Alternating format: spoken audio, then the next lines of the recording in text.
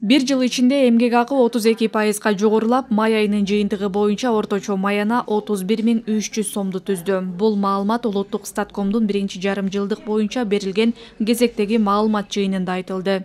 Өнөр жай өндүрүшүнүн 2022 жылдын январь-июнуна салыштырмалуу өсүшү текстиль өндүрүшүнүн кийим-кече жана бут кийим, буларгы жана буларгы буюмдарынын, фармацевтикалык жана химиялык продукциясынын жана курулуш материалдардын, тамак-аш азыктарынын жана тамекинин, негизги металлдардын, ошондой эле пайдалуу кеңдердин казуунун көлөмүнүн көбөйүшү менен камсыз болду.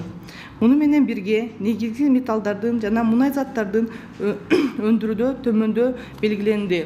Быйыл агрардык сектордо дыйкан жана фермердик чарбалар көп жылдык чөп, жүгөрү жана башка өсүмдүктөр үчүн айдоо аянттарын көбөйтүштү.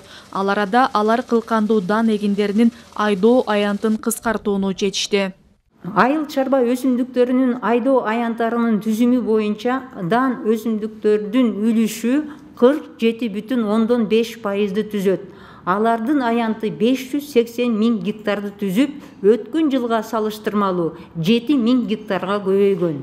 Улуттук статкомдун маалыматында 6 ай ичинде байланыш кызматтарын көрсөтүү чөйрөсүндө өсүштөн оң динамика байкалган. Услуги связи. 2023 жылы уюлдук телефондордун саны 7.400.000 абонентке көбөйүп, стационардык телефондор 216.000ге чейин азайган.